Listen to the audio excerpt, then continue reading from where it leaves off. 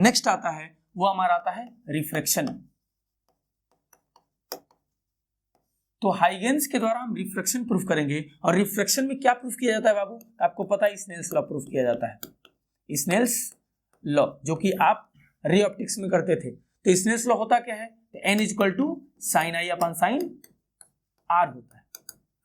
इसी को हम लिख सकते हैं n2 upon n1, n2 upon n1। यही हमें क्या करना है? प्रूफ करना है रिफ्रैक्शन। किसके द्वारा? हाइगेंस के द्वारा। तो आइए जल्दी थोड़ा देखते हैं इसको। तो इसके लिए हम क्या करेंगे? कभी भी रिफ्रैक्शन कराने के लिए दो मीडियम चाहिए होता है। रिफ्रैक्शन कराने के लिए दो मीडियम चाहिए होता है, एक रेयरर मीडियम और दूसरा हमारा डेंसर मीडियम। ठीक है, तो क्या करेंगे?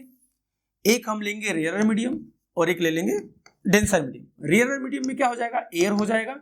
और डेंसर मीडियम में वाटर भी हो सकता है और ग्लास भी हो सकता है, या आप कोई भी मीडियम ले सकते हो। ठीक है, तो ये वाटर है, ये ग्लास हो गया और इधर हमारा हो गया एयर। अब क्या करेंगे कि इसके ऊपर हम फिर से रे गिराएंगे। और ये रे कहां से आ रही है? तो आपको पता है कि ये जो रे है वो आ रही है इनफाइनाइट सोर्स से। और इनफाइनाइट सोर्स से जो आने वाली रे होती है बाबू, वो होती है पैरेलल। ठीक है, तो जब पैरेलल रे इसके ऊपर हम गिराएंगे, कुछ इस तरीके से पैरेलल रे गिराएंगे, ठीक है, तो आपको वेव फ्रंट बनाना भी क्या हो जाएगा? बहुत आसान हो जाएगा। क्योंकि मैंने आपको बताया हुआ है कि जो रे होता है और वेव फ्रंट होता है, दोनों आपस में क्या होते हैं? परपेंडिकुलर होते हैं। ठीक है, तो वेव फ्रंट कैसे बनाओगे? तो ये हमने बनाया वेव फ्रंट कैसे? इस रे के परपेंडिकुलर। ये हमारा वेव फ्रंट हुआ। तो जो लाइट है वो वेव फ्रंट के फॉर्म में ही ट्रेवल कर रहा है इन हाइगेंस। ठीक है, तो ध्यान दीजिएगा, इस तरीके से वेव फ्रंट आपका ट्रेवल करता हुआ आगे बढ़ेगा। जो वेव फ्रंट जाके सरफेस पे गिरता है, इसी वेव फ्रंट को हम कह सकते हैं क्या? Incident wave front. इसको बोल देंगे इंसिडेंट वेव फ्रंट। फिर से आगे की स्टोरी क्या है कि वेव फ्रंट पे क्या होते हैं? मीडियम के पार्टिकल्स मौजूद होते हैं।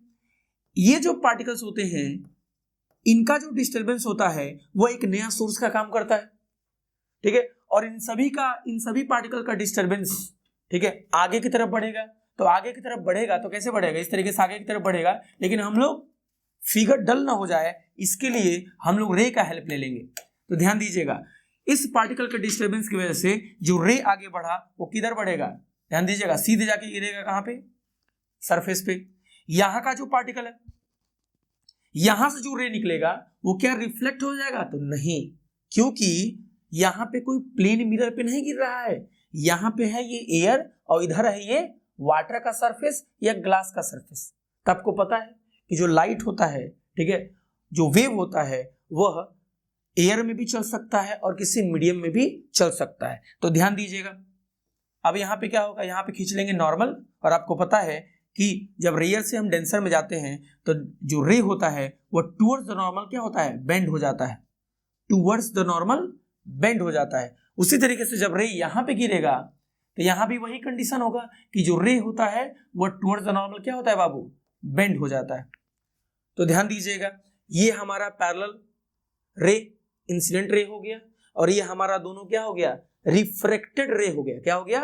रिफ्रैक्टेड रे हो गया। ठीक है, तो वेव फ्रंट यहां पे कैसे बनाएंगे? तो दोनों रे आपस में पैरेलल है, तो इनके बीच में परपेंडिकुलर लाइन अगर खींच दें, इनके बीच में क्या खींच दें? एक परपेंडिकुलर लाइन खींच दें, तो यही परपेंडिकुलर लाइन क्या हो जाएगा? रिफ्रैक्टेड वेव फ्रंट हो जाएगा। रिफ्रैक्टेड वेव फ्रंट हो जाएगा। तो ये हमारा हो गया इंसिडेंट वेव फ्रंट, ये हमारा हो गया रिफ्रैक्टेड वेव फ्रंट। ठीक उसी तरीके से यहां भी हम एंगल आई और एंगल आर दिखा देते हैं। तो कैसे दिखाएंगे? ये हमारा आई हो गया, कैसे? इंसिडेंट रे और नॉर्मल के बीच बनने वाला एंगल आई हो गया। ठीक है, अब इंसिडेंट रे और वेव फ्रंट के बीच में एंगल होता है टोटल 90 डिग्री। तो 90 में से आई घटाओगे तो यहाँ पे आएगा 90 माइनस आई। और नॉर्मल और प्लेन के बीच में होता है टोटल 90 डिग्री। तो 90 में से 90 माइनस आई घटाओगे तो यहाँ पे क्या बचेगा? केवल आई बचेगा। सिमिलरली यहाँ पे हमको क्या मिलेगा? आर मिलेगा। तो ये एंगल आई हो गया, ये एंगल आर हो गया। अब ध्यान दीजिएगा कि एक ही वेव फ्रंट से दो रे निकल रहे हैं। एक रे सीधे आगे बढ़ गया एयर टू एयर, और दूसरा रे डायरेक्ट कहां चला गया? डेंसर मीडियम में चला गया। तो अब यहां पे आप ये बोल सकते हैं कि एक ही वेव फ्रंट से एक पार्टिकल जिसका डिस्टरबेंस एयर में चल रहा है, तो यह यहां इसकी स्पीड क्या होगी, थोड़ी तेज होगी, और वही जो रे हमारा किस में चला गया, डेंसर मीडियम में चला गया, उसकी स्पीड थोड़ी क्या होगी, स्लो होगी।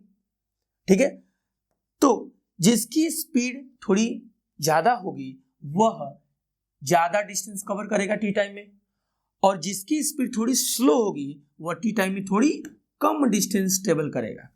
ठीक है, बस अब यहां से हम चाहें तो स्नेल्स लॉ प्रूफ कर सकते हैं, तो थोड़ा ध्यान दीजिएगा। पहले सबसे पहले नेमिंग करते हैं, तो नेमिंग में है ए बी सी और ये हमारा हो गया डी, और फिर से यहां भी क्या करना है, यहां भी लगाना है साइन, एंगल ऑफ साइन। तो सबसे पहला ट्रायंगल हम लेके चलते हैं, कौन सा, ए बी सी। ठीक है, ए बी सी, और इस ए बी सी ट्रायंगल में आप क्या लगाओ, वही पुराना मेथड, साइन एंगल लगा दो। तो क्या लगाओगे, साइन आई, क्या लगाओगे, साइन आई। तो एंगल के सामने वाला परपेंडिकुलर, तो क्या हुआ, V1T, ये हो गया V1T अपन बेस क्या है, तो BC है। ठीक उसी तरीके से अगला जो ट्रायंगल है हमारा वो कौन सा है, BDC, BDC, इसमें भी क्या लगा दोगे, एंगल ऑफ साइन। तो साइन R यहां लगा दोगे, तो साइन R के सामने वाला परपेंडिकुलर V2T, और अपन हाइपोटेनियस क्या है, अपन हाइपोटेनियस है BC।